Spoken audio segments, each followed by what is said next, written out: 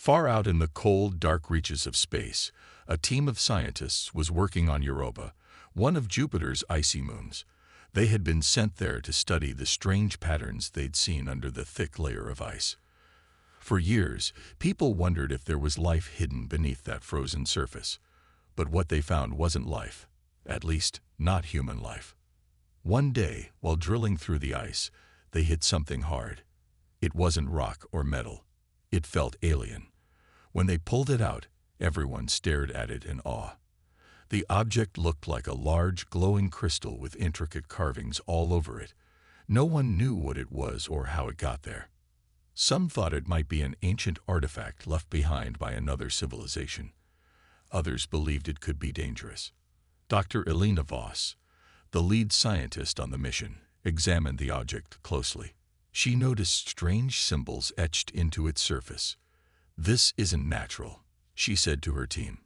"Someone, or something, made this." Her hands trembled as she touched it. There was something eerie about it, but also fascinating. The team decided to take the object back to their lab for further study. That night, as Dr. Voss worked alone, trying to decode the symbols, she accidentally pressed a part of the crystal. Suddenly, it lit up brighter than before, and a loud humming sound filled the room. Before she could react, the crystal shot a beam of light upward, breaking through the ice and shooting into space. "What have I done?"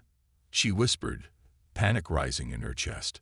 Unbeknownst to them, the signal traveled across the galaxy, reaching a distant planet ruled by a powerful alien queen. The queen sat on her throne inside a massive hive-like structure, surrounded by her insectoid warriors called the HFY. When the signal reached her, she stood up, her sharp eyes narrowing. "So, there is life out there after all," she hissed. Her voice echoed through the chamber, sending shivers down the spines of her servants. "And they've awakened us." The queen studied the signal carefully. It came from a small blue planet called Earth. To her, Earth looked weak and insignificant, a perfect target for conquest. She sought its oceans, forests, and cities as resources to fuel her empire. Without hesitation, she gave the order to prepare her fleet. "Earth will fall," she declared, her voice dripping with malice. Back on Europa, Dr. Voss couldn't shake the feeling that something terrible was coming. She tried to warn Earth's leaders about the signal, but no one took her seriously. They thought it was just a harmless discovery. Little did they know, the signal had already set events in motion that would change everything. Weeks passed, and life went on as usual. People continued their daily routines, unaware of the danger lurking in the stars. Then, one fateful morning, the sky turned black. Thousands of alien ships appeared above Earth, casting shadows over entire continents. Panic erupted as people realized they were not alone, and that their visitors weren't friendly. The alien queen watched from her flagship, her lips curling into a cruel smile. "Let the war begin," she said softly. Humanity's greatest challenge had arrived, and they were completely unprepared. The first attack came without warning. One moment, the world was buzzing with confusion and fear over the alien ships hovering above Earth. The next, cities were burning. Massive beams of energy shot down from the sky, destroying buildings, roads, and everything in their path.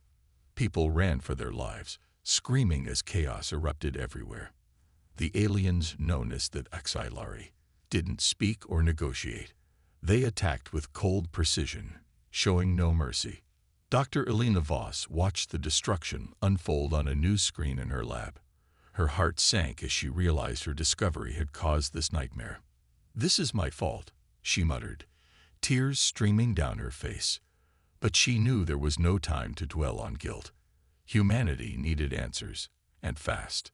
Meanwhile, Captain Marcus Kane stood amidst the ruins of New York City. He was a soldier who had seen war before, but nothing like this. The HFY's biomechanical drones swarmed through the streets, hunting survivors. Each drone looked like a mix of insect and machine, its sharp limbs tearing through anything it touched. Behind them loomed colossal alien warships that blocked out the sun. Kane clenched his fists. "We can't just sit here and die," he growled to his team. "We fight back." But fighting back wasn't easy. The Kylari were far more advanced than humans. Their weapons were faster, stronger, and deadlier. Every attempt to resist ended in failure. Soldiers fell, civilians died, and hope began to fade. In the middle of all this chaos, Cal, a young hacker with a talent for breaking into systems, was trying to stay alive. Hiding in an abandoned subway station, he tapped furiously at his laptop. He had hacked into one of the alien drones earlier and downloaded some of its data. Though most of it didn't make sense, he found something important: coordinates. "These might lead us to where they're coming from," Cale said to himself, his eyes lighting up. If humanity could find the aliens' base, maybe they could strike back. By chance, Cale crossed paths with Dr. Voss and Captain Kane during a desperate escape from a group of drones. At first, they didn't trust each other. Cale thought the soldiers would arrest him for being a rogue hacker. Kane saw Cale as reckless and untrained. And Dr. Voss. She was too focused on the artifact to care about much else. But when a swarm of drones cornered them in an alleyway, they had no choice but to work together.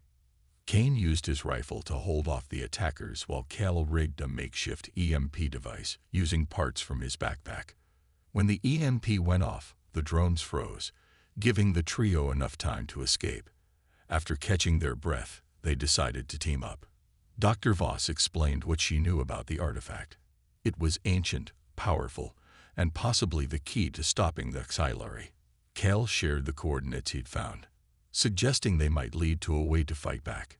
And Kane, hardened by years of combat, promised to protect them both. "We're Earth's best shot now," Kane said grimly. "If we don't figure this out, no one will."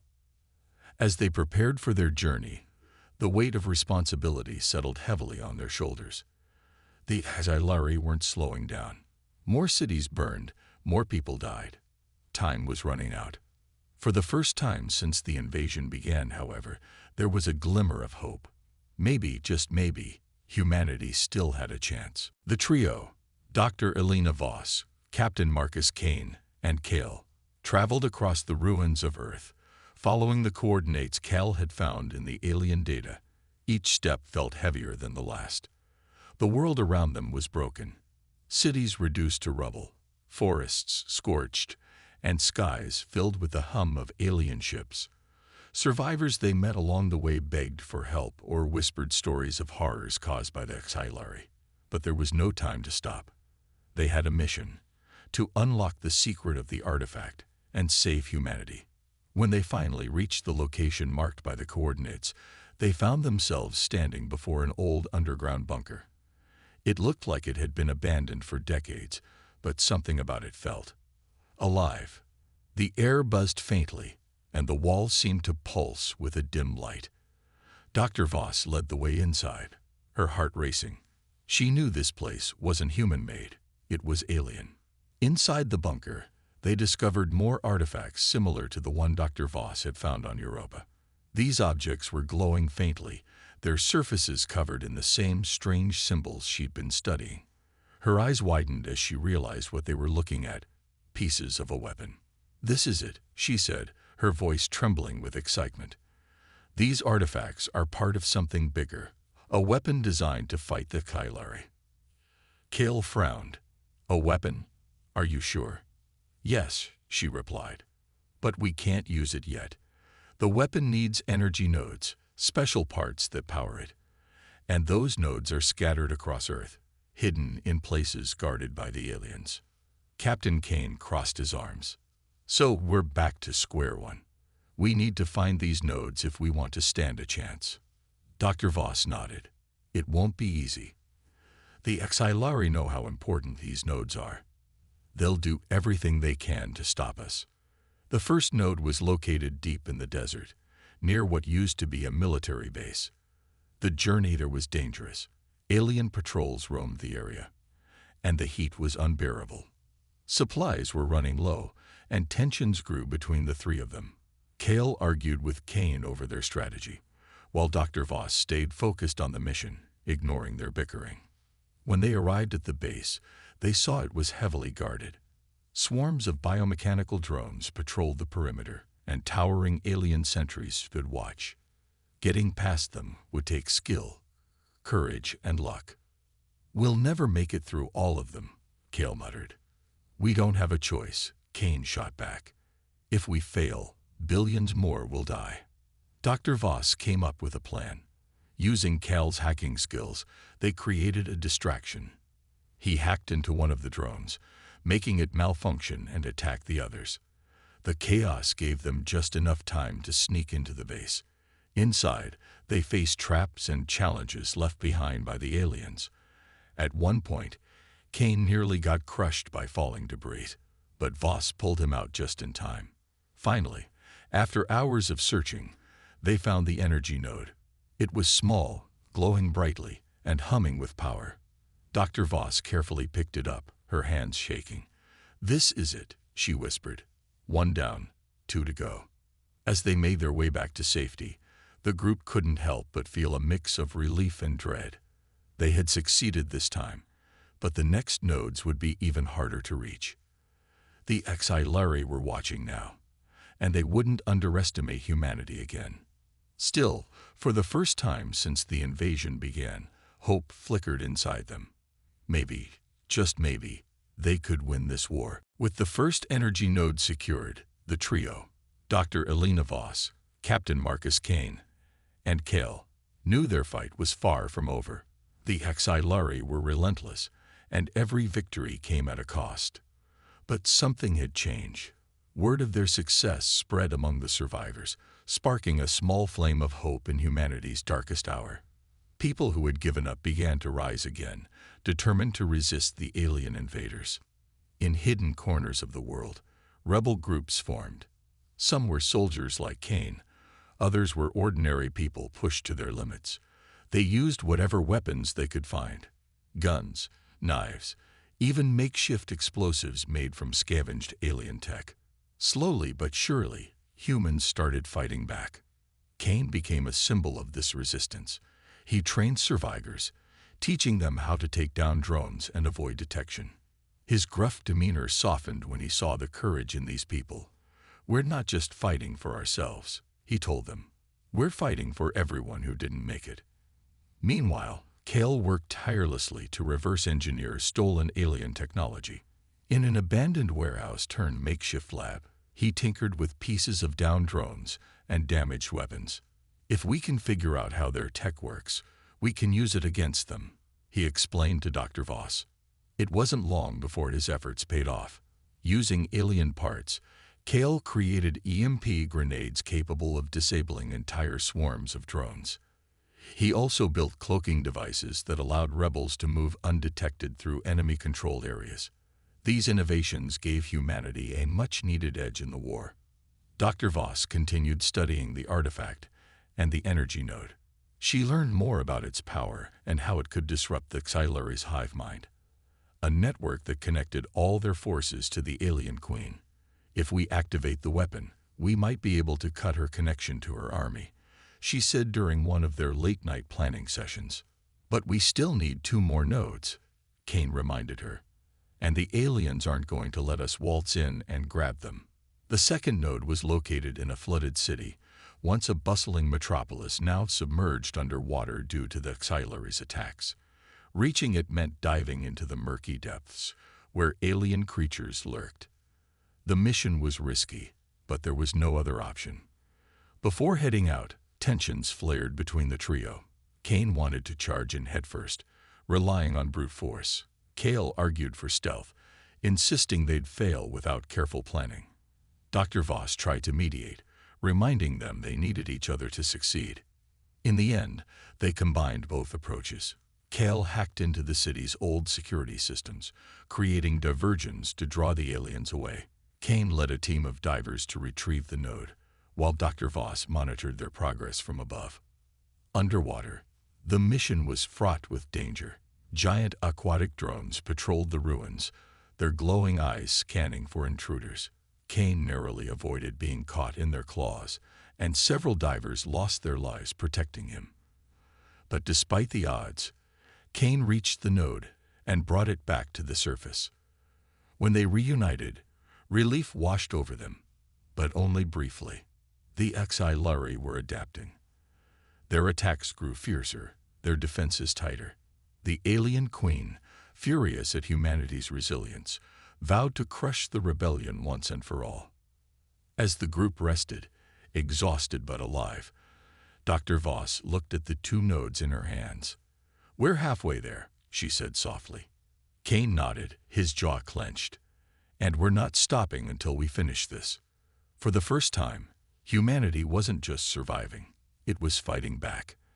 And though the road ahead was perilous, they refused to give up. The trio, Dr. Elena Voss, Captain Marcus Kane, and Kale, were closer than ever to completing their mission. They had 2 energy nodes in hand, and the location of the final node was within reach. It was hidden deep inside a heavily fortified alien outpost in the mountains.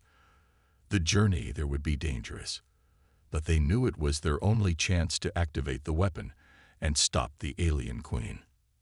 As they prepared for the mission, tensions simmered beneath the surface. Days of constant fighting, sleepless nights, and the weight of responsibility had taken their toll. Dr. Voss was exhausted, her mind racing with doubts about whether the weapon would even work.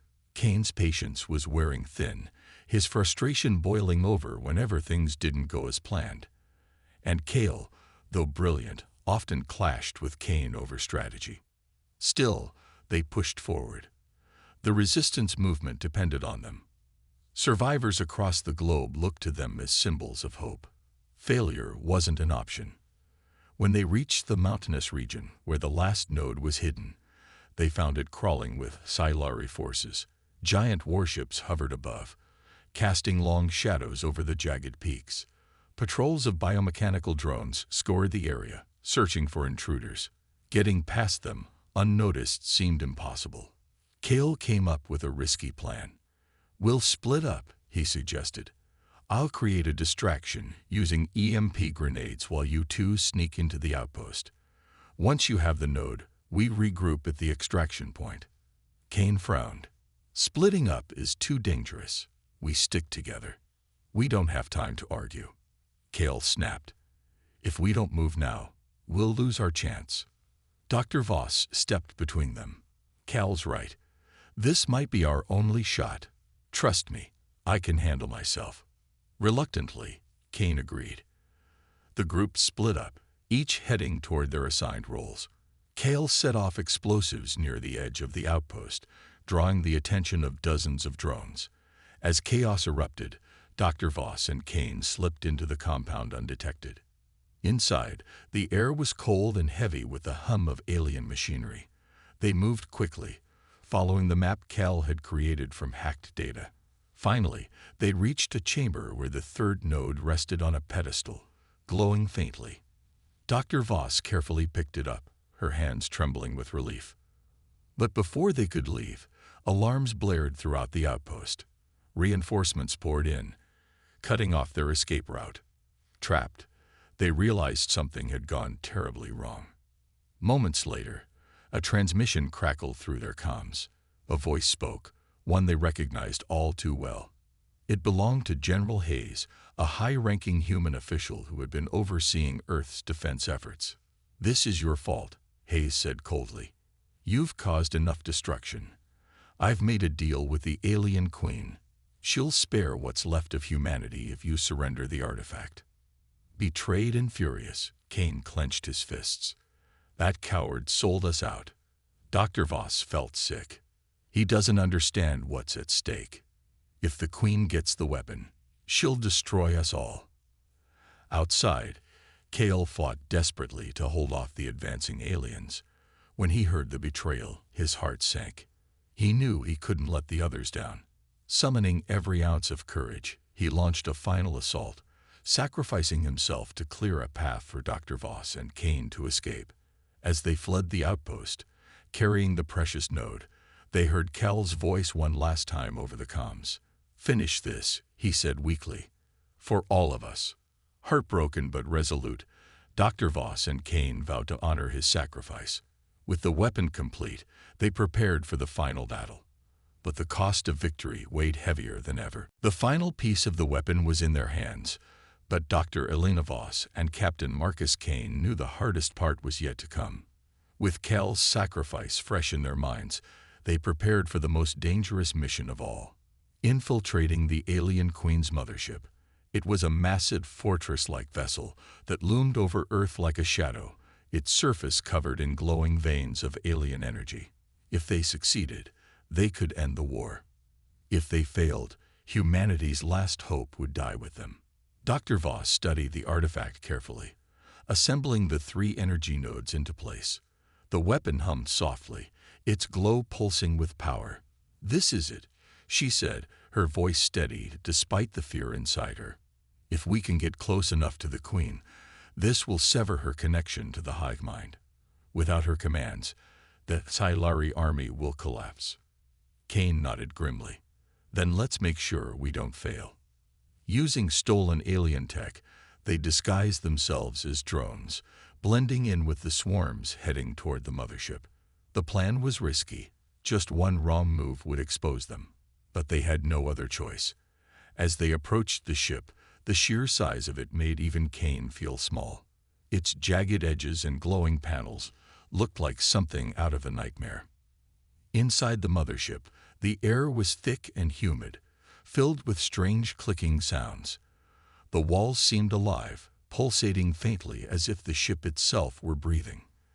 They moved cautiously, avoiding patrols of Silari warriors who scurried through the corridors like insects. Every step felt heavier than the last.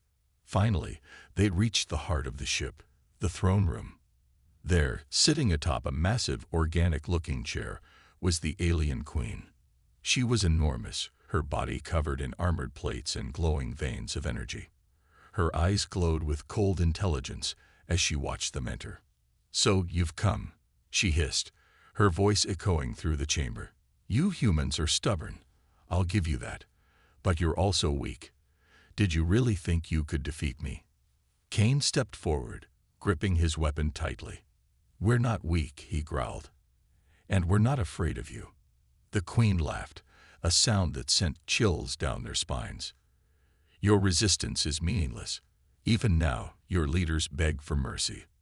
They know you cannot win." Dr. Voss ignored the taunts. Her focus was on the weapon. Slowly, she activated it, the glow growing brighter with each passing second. The Queen noticed and lunged toward them, her massive claws slicing through the air. "Stop her!" the Queen screamed, summoning her guards. Kane fought fiercely, holding off waves of Silari warriors, while Dr. Voss worked to stabilize the weapon. Bullets flew and bodies fell, but the aliens kept coming. Just when it seemed impossible to hold them back any longer, the weapon reached full power. "Now," Dr. Voss shouted. She pressed the activation button, and a blinding wave of energy erupted from the artifact. The Queen let out an ear-splitting scream as the connection between her and her swarm shattered. Across the planet, Silari drones froze mid-motion, their lights dimming as the hive mind collapsed. For a moment, everything was silent. Then, the mothership began to shake violently. The Queen staggered, her body breaking apart as the artifact drained her power. "It's over," Dr. Voss whispered, tears streaming down her face. But as they fled the crumbling ship, neither of them celebrated. The cost of victory weighed heavily on their hearts. Humanity had won, but at what price? The alien Queen's defeat marked the end of the Silari invasion, but the scars they left behind would take generations to heal. The mothership exploded in a brilliant flash of light, sending shockwaves through the atmosphere. Across Earth, people watched as the alien forces froze and fell silent. For the first time in months, the skies were clear. The war was over, but the cost had been devastating. Dr. Elena Voss and Captain Marcus Kane returned to what remained of Earth's surface, their bodies battered and their spirits heavy. Cities lay in ruins, forests were scorched wastelands, and oceans were polluted with alien debris. Billions had died during the invasion, and those who survived faced hunger, disease, and despair. Yet amidst the devastation, there was a flicker of hope. Humanity had fought back against impossible odds, and won. Cain became a symbol of resilience. He traveled from settlement to settlement, helping survivors rebuild their lives. "We've lost so much," he told them during one speech, his voice firm but kind. "But we're still here, and as long as we're alive, we can start again." His words inspired others to pick up the pieces and work together. Dr. Voss focused on studying the artifact that had saved humanity. She worked tirelessly in a makeshift lab, determined to understand its full potential. "This weapon didn't just stop the aliens," she explained to her team. "It proves that other civilizations existed before us, civilizations that stood against the HFY. If we can learn from their knowledge, we might prevent another invasion." As she studied the artifact, she discovered something unexpected: coordinates etched into its surface. These weren't random numbers. They pointed to locations scattered across the galaxy. Each site likely held more artifacts like the one they'd used to defeat the Queen. "We're not alone out there," Voss said to Cain one evening as they sat by a campfire. "There's more to explore and more to protect." Cain nodded thoughtfully. "Then we'll prepare. We've learned the hard way that Earth isn't safe unless we're ready for whatever comes next." In the months that followed, humanity began to rebuild, not just their cities, but their spirit. Survivors formed new communities, sharing resources and skills. Factories reopened, powered by salvaged alien technology. Farmers planted crops in ash-covered soil, coaxing life back into the land. Children, born into a world of chaos, played among the ruins, dreaming of a brighter future. But humanity also vowed never to forget. Monuments were built to honor those who had sacrificed everything. Soldiers, scientists, rebels, and even Kale, whose bravery had given them the chance to win. His name became legend, whispered with respect wherever people gathered. Earth slowly began to heal, but humanity's gaze turned upward. The stars no longer seemed distant or unreachable.